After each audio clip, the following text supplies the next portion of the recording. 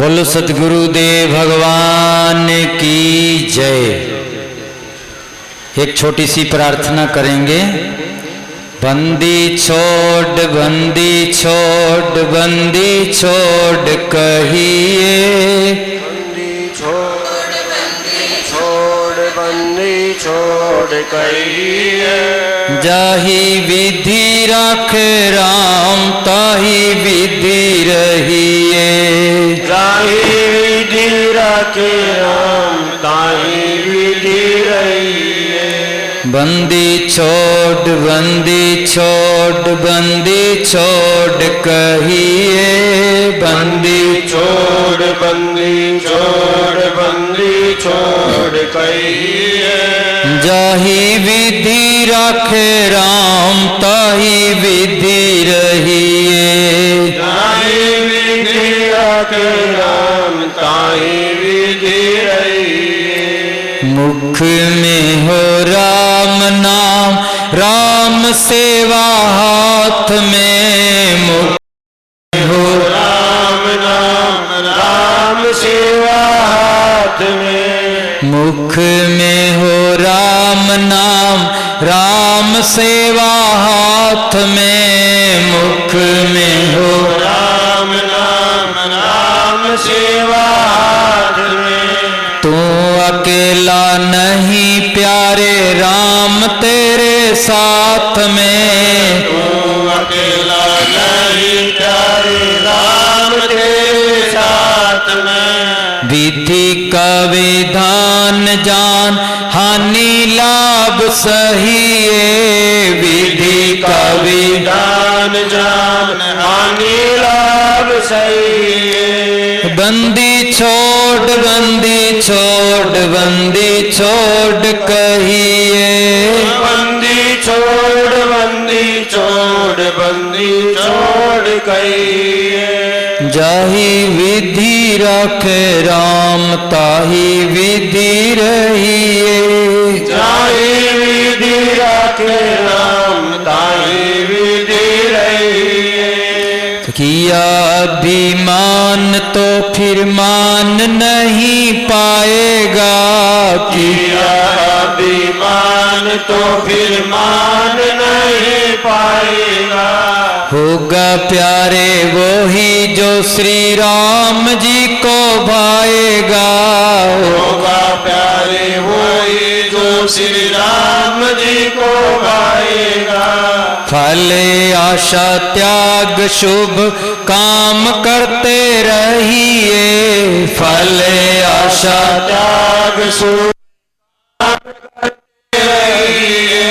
बंदी छोड़ बंदी छोड़ बंदी छोड़ कहिए, बंदी छोड़ बंदी छोड़ बंदी छोड़ कहिए। जाही विधि राखे राम ताही विधि रहिए, जाही विधि राखे राम ताही विधि रहिए। बोलो सच्चिदानंद भगवान की जय।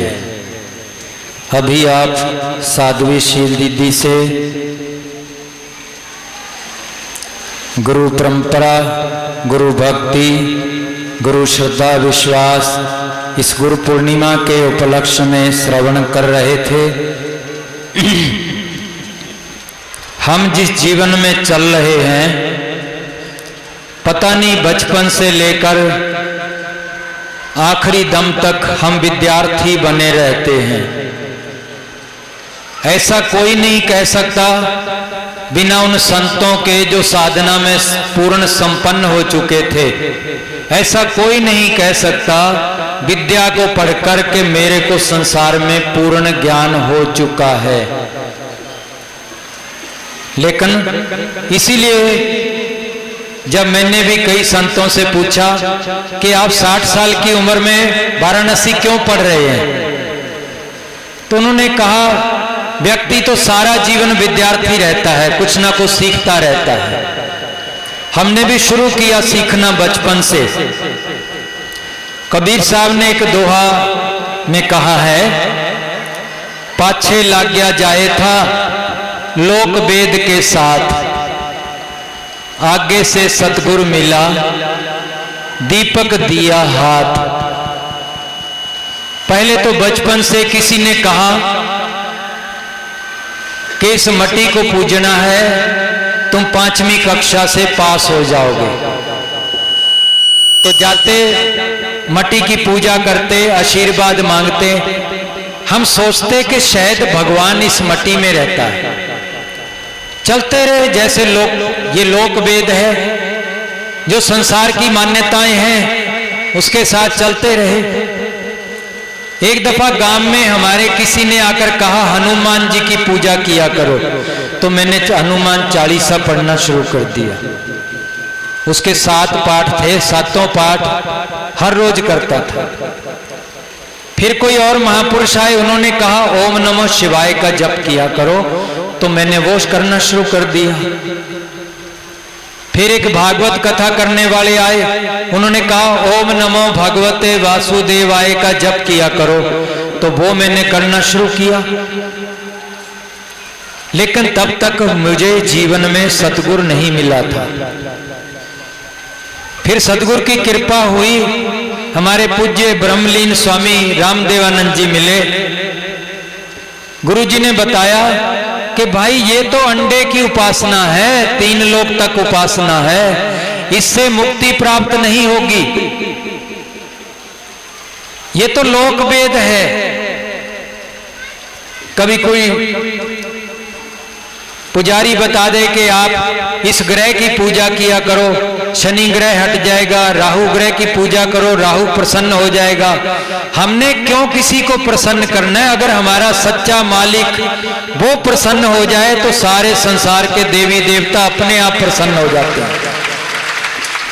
तो कबीर साहब कहते हैं पाछे लागा जाए था लोक वेद के साथ, कि बहुत समय बिता दिया ये संसारिक मान्यताओं के पीछे लगकर, पर आगे से सतगुरु मिला। फिर सतगुरु मिले, हाथ में दीपक दिया, ज्ञान का दीपक, जिससे अंधेरे में भी वस्तुएं दिखने लगी, जिससे ज्ञान खुल गया घट का। पता चला कि इस कण कण के अंदर परमात्मा की धूल है, कण कण के अंदर परमात्मा का आभास होने लगा। वो आंख खोलती जो सारे संसार के अंदर भगवान को देखती है।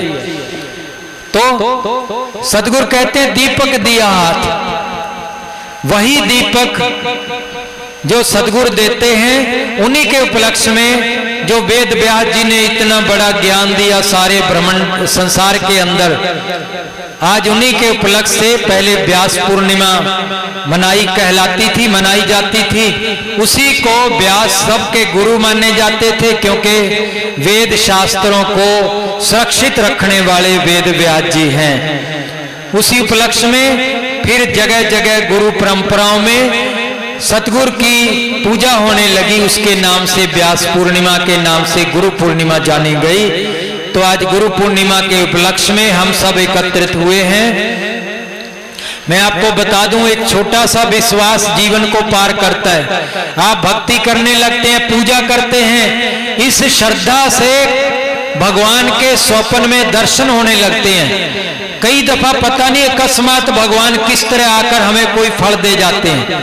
मैं आपको बताऊं, एक लालू नाम का व्यक्ति था, हल चलाया करता था छुडानी साहब में। सतगुरु गरीबदास जी की 500 बीघे जमीन थी, और उन लालू जी के मैंने भी दर्शन किए हैं। मैं जब उनके पास जाकर बैठता तो उनकी आंखों से आंसू नहीं सूखते थे। कहने लगे मैंने जीवन का सत्य खो दिया। मैंने पूछा क्यों? कहने लगे मैं तो हल चलाया करता था सतगुरु गरीबदास जी के जो 500 एकड़ जमीन थी, उसमें कुछ उगाने के लिए मेरी रोटी भी समय पर नहीं पहुंचती थी। तो एक दिन मैं हल चलाता नाम का जप करता रहता था, तो जब सतगुरु ने देखा कि मेरे नाम पर भूखा मर रहा है, ऐसा क्यों? तो कबीर साहब प्रकट हो गए, आकाशवाणी की कि लालू जब भूख लगे ऐसे हाथ किया करना, तेरे हाथ में महाप्रसाद आया करेगा। बहुत प्रसन्न हुआ, सतगुरु को धन्यवाद किया। दिन में जब भूख लगती एक टाइम ऐसे हाथ करके कहता बंदी छोड़ प्रसाद दे दो, तो हाथों में प्रसाद आ जाता। बहुत दिन चलता रहा।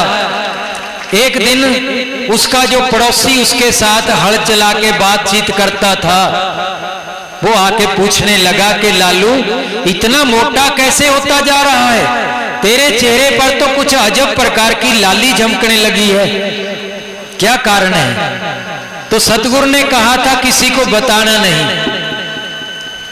कई दिन तक उसके पीछे लगे रहे, फिर एक दिन उससे बताया गया कि मेरे को सतगुरु कबीर साहब के दर्शन हुए थे, उन्होंने सारी स्थिति जो कबीर साहब के समय घटी थी सारी बता दी। फिर दूसरे दिन प्रसाद मांगा तो सतगुरु प्रसाद लेके आए, हाथों में प्रसाद दिया और कहा लालू कई कई जुग तप करके मर गए, उनके लिए प्रसाद नहीं आया था, लेकिन तेरे ऊपर सेवा के कारण इतनी कृपा थी जो आज सतगुरु के सचखंड से तेरे लिए प्रसाद आता था, लेकिन आज के बाद नहीं आएगा, क्योंकि तेने सतगुरु के वचन का उल्लंघन कर दिया, तेने किसी को बताना नहीं था। जीवन में ऐसी घटनाएं घटती हैं, लेकिन हम बढ़ाई में आकर बता देते हैं। जब भी कोई अकस्मात घटना, सतगुरु परमात्मा का दर्शन, देवताओं का दर्शन, सतगुरु का दर्शन, कुछ भी ऐसा घटे तो किसी को बताना नहीं चाहिए। गंभीर रखोगे तो बार बार घटेगा, बार बार सतगुरु आके चिताएंगे। सुल्तानी बादशाह को 7 दफा चिताया सतगुरु ने।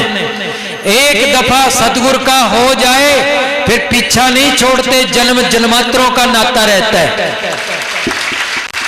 वाणी के अंदर लिखा हुआ है कि सेऊ सम्मन के घर सतगुरु गए थे, टुकड़ा नहीं था घर में, खाने को अन्न नहीं था, और यहां तक था कि 3 दिन से स्वयं भी भूखे बैठे थे। सतगुरु परीक्षा करने के लिए चले गए। जब सम्मन के घर गए, सम्मन ने संतों का स्वागत तो किया, लेकिन सोचने लगे घर में तो एक दाना भी अन्न नहीं है। फिर तीनों विचार करने लगे, बेटा और पत्नी, चलो सतगुरु की भोजन के लिए किसी के घर में जाकर चोरी कर लेते हैं, क्योंकि उन्होंने अपने आप बना के कहा कि जा में नहीं अकाज है चोरी कर दे दान, कि चोरी हम अपने लिए नहीं कर रहे, संतों के लिए उनको दान करने के लिए कर रहे हैं। चोरी कर की सतगुरु का भोजन बनाया, बेटे का सिर दे दिया अनाज के लिए, संतों के प्रसाद के लिए।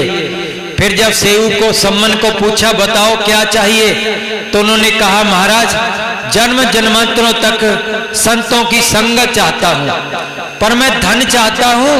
अगर आज मेरे पास धन होता तो मैं महीनों भर रखकर आपका सत्संग सुनता, लेकिन मैं चाहता था इतना धन तो चाहिए जो संतों की सेवा करता रहूं। अगले जन्म में सतगुरु ने 9 शेरवा बादशाह बना दिया, 9 शेरवा बादशाह बना दिया, 80 गंज खजाने जोड़ लिए और सूम बन गया। दान करता नहीं था, मांगा तो था संतों के लिए, लेकिन दान करना बंद कर दिया। फिर सतगुरु ने आकर स्वप्न में चिताया कि 9 शेरवा बादशाह बनाया था तेरे को, संतों के लिए तूने धन मांगा था, जा तो इसको दान करना शुरू कर दे, और नहीं तो ये सारे कोयले बन जाएंगे, तेरे काम नहीं आएगा ये धन। फिर उसने बांटना शुरू कर दिया। जब सारा खजाना बट गया, फिर विचार करने लगा कि इतना खजाना था, मैं इतनी रानी रखकर देख लेता, घोड़े रखकर देख लेता, खजाना इतना था तो हाथी घोड़े इतनी फौज बना लेता, लेकिन मैं सब कुछ नहीं कर पाया। मैं भोग कर तो देख लेता, पर ऐसा नहीं कर पाया, वो तृष्णा अंदर रह गई। फिर तिल प्रमाण भी वासना रह जाती है तो फिर जन्म होता है। ज्यादा गर्मी है, ज्यादा टाइम नहीं लूंगा, बस थोड़ा सा। तिल प्रमाण भी वासना रह जाती है तो फिर भी जन्म होता है। फिर महाराज जी कहते हैं पंजा दस्त कबीर का, पीछे तो कबीर साहब लगे हुए हैं उसके निकालने के लिए, पंजा दस्त कबीर का, सिर पर हस्ता मान, पातशाह नौ शेर वैसे आन भय सुल्तान। तीसरे जन्म में वही आत्मा सुल्तानी बादशाह बनी और सुल्तानी बादशाह बनके सतगुरु ने 7 दफा चिताया आकर। मतलब वही बात कहना चाहता हूं, जो राम के समय में उनकी सेना में काम करने वाले एक सैनिक थे, वो इतने बड़े दादू जी महाराज बने।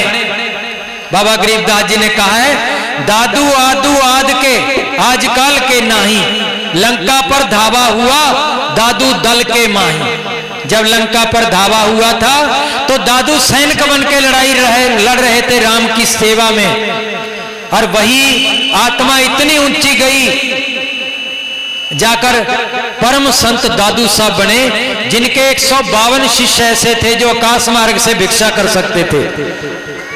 तो ये ऐसा अवसर है, इसीलिए कि बार बार याद दिलाने वाला कि कुछ करने जीवन में जुनून पैदा कर लो परमात्मा के लिए। महाराज कहते हैं, यो अवसर फिर नाही संतो, यो अवसर फिर नाही, ये मनुष्य शरीर बार बार नहीं मिलेगा।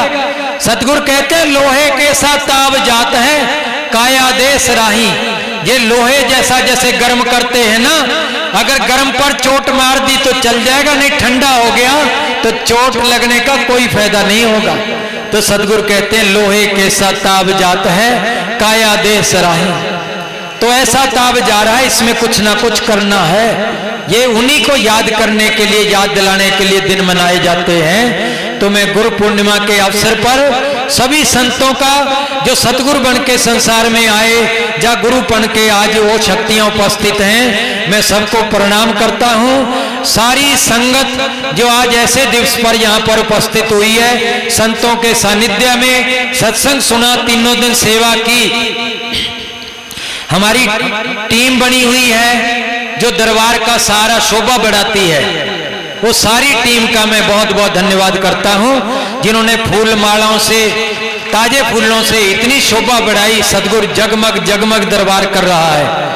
उसी में हमारी टीम है जो पार्किंग में गाड़ियों की सेवा करती है, पार्किंग में, उनका भी मैं बहुत बहुत धन्यवाद करता हूं। फिर हमारे सेवादार हैं जो दिन रात खड़े रहते हैं भोजन बनाने में, भोजन वितरित करने में।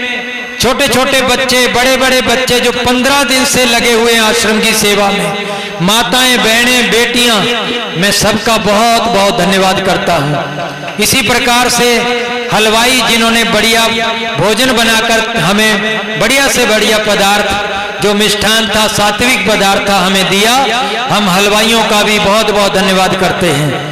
फिर टेंट वालों का, जिन्होंने ऐसी वर्षा के समय भी हमें सुरक्षित रखा, धूप से बचाया, मैं उन टेंट वालों का भी बहुत बहुत धन्यवाद करता हूं। स्पीकर चलाने में योगदान देने वालों का भी मैं बहुत बहुत धन्यवाद करता हूं, और जो बिजली पानी को संभालते हैं उनका भी बहुत बहुत धन्यवाद करता हूं। गौशाला सेवा करने वालों का बहुत बहुत धन्यवाद करता हूं। गेट पर सेवा करने वालों का, जोड़ों की सेवा करने वालों का बहुत बहुत धन्यवाद करता हूं। और सभी का, जिनका मैं भूल भी जाऊं ये समझना, मैं पूरे सतगुरु की संगत में जहां जिसकी सेवा लगी हुई है, मैं बहुत बहुत धन्यवाद करता हुआ, और सबको सतगुरु की तरफ से उनका प्रतिनिधि बनकर आपको आशीर्वाद देता हूं कि सभी बड़ों फूलों सतगुरु के चरणों में इसी प्रकार आस्था बनी रहे, दिन रात सेवा में ध्यान रहे, और सतगुरु के चरण कमलों में ध्यान रखकर उनका सेवा सुमरण करते रहें, और संतों के प्रति आपकी आस्था बनी रहे। मैं इसी प्रकार पहुंचे हुए, पधारे हुए सभी संतों का बहुत बहुत आभारी हूं। समय पर तीनों दिन से या ज्यादा दिन से पधारे हुए संतों का बहुत आभार व्यक्त करता हूं, जिन्होंने इतना समय निकालकर हमें कृतार्थ किया। मैं सारी संगत को बहुत बहुत धन्यवाद देता हूं, जिन्होंने तिल फूल सारे साल के लिए यहाँ पर भेंट किए हैं, जिससे सारा साल हमारा सेवा में निकलता है। मैं उनका बहुत बहुत धन्यवाद करता हूँ।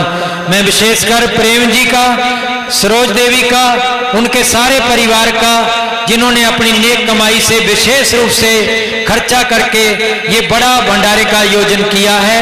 मैं आपका बहुत बहुत धन्यवाद करता हूं। आपके सारा परिवार बड़े फूले बेटे का, जिसका जन्म के उपलक्ष्य में भी ये प्रोग्राम था, मैं उसको बहुत बहुत आशीर्वाद देता हूँ और सदगुरु का प्रतिनिधि बनकर कर देता हूँ। मेरे पास तो आशीर्वाद के लायक कोई जगह नहीं है, कोई इतनी शक्ति नहीं है, लेकिन मैं प्रतिनिधित्व पूरा कर रहा हूँ सदगुरुदेव का। व्यास गद्दी पर बैठकर मैं आपके सारे परिवार का बहुत बहुत धन्यवाद और बहुत बहुत आशीर्वाद देता हूँ। इसी प्रकार सारी संगत को पुनः आशीर्वाद देता हुआ मैं अपनी वाणी को विराम देता हूँ। बोलो सदगुरुदेव भगवान की जय। मैं पुनः एक बात रह गई, हमारे जो व्यवस्था करने वाले ट्रस्टी हैं, प्रबंधक कमेटी है, उनकी जहां जहां भी योगदान रहा है, क्योंकि ये सारी व्यवस्था सहज नहीं है। 10 आदमी को रोकना बहुत कठिन होता है, सबका नाम तो ले नहीं सकता क्योंकि व्यवस्था में 100 आदमी हैं। मैं जो भंडारे का सामान लाते हैं, वितरित करते हैं, हलवाइयों को प्रबंध करते हैं, जो सारा प्रबंध करते हैं हमारे ट्रस्टी प्रबंधक, मैं सबका बहुत बहुत धन्यवाद करता हूं और बहुत बहुत आशीर्वाद देता हूं कि सदगुरु बंदी छोड़ का हर समय इनका बर्दाश्त बना रहे। पुणे में साध्वी शील दीदी का, जिन्होंने तीनों दिन आपको सत्संग सुनाया, ये हमारी परम विदुषी साध्वी शील दीदी अब तो सारे इंडिया के अंदर पूरे इंटरनेशनल लेवल पर विख्यात हो गई। तो इसीलिए मैं साध्वी शील दीदी का बहुत बहुत धन्यवाद करता हूं, बहुत बहुत आशीर्वाद देता हूं। तो मैं चाहता हूं शील अब नाम भी दान दे सकती है, नाम दान दिया करे। मैं तो सुमरण में 24 घंटे रहना चाहता हूं, उस परमात्मा को इसी जन्म में पा लेना चाहता हूं, उसी में ध्यान भजन में रहना चाहता हूं। बोलो सदगुरुदेव भगवान की जय। आज रात को भी आप सारी रात सत्संग सुनते रहे। गोची में कल्लू भक्त हैं बेचारे, बहुत सेवा करते हैं, संगत जगह जगह जाके संगत को संदेश देकर उनको लाते भी हैं। वहीं से सत्संग मंडली आई हुई थी। मैं सत्संग मंडली का, जिन्होंने सारी रात शब्द सुनाया, जो बाहर से भी मंडली महिलाएं भी मंडली में आई हुई थी, सबका मैं बहुत बहुत धन्यवाद करता हूं और बहुत बहुत आशीर्वाद देता हूं सदगुरु के दरबार से व्यास गद्दी पर बैठकर। बोलो सदगुरुदेव भगवान की जय। पुणे में कैमरामैन ये रह गए दोनों भाई जो सारा दिन लगे रहते हैं, मैं भूल जाता हूं, गलती क्षमा चाहता हूं। सोनल भाई का, सोनल कुमार और जयपाल जी का, क्योंकि सारे इंडिया में तो इन्होंने फैलाना है सारा प्रोग्राम। मैं आपका बहुत बहुत धन्यवाद करता हूं और साथ साथ बहुत बहुत आशीर्वाद देता हूं।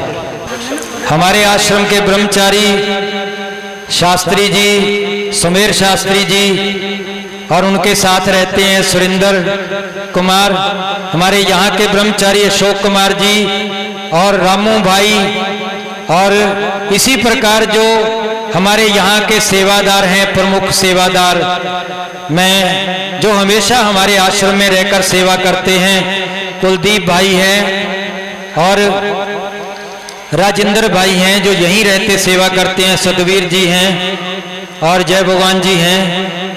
मैं उन प्रदीप जी हैं, अनिल कुमार जी हैं जो हमें यहीं रहकर हर समय सहयोग देते हैं, उनका भी मैं बहुत बहुत धन्यवाद करता हूँ और उनको बहुत बहुत आशीर्वाद देता हूँ। और माताओं का भी सोचेंगे, माताएं छोड़ दी वृद्धशाला में, जो भी माताएं यहाँ पर रहती हैं उनका बहुत बहुत धन्यवाद, बहुत बहुत आशीर्वाद। सत साई।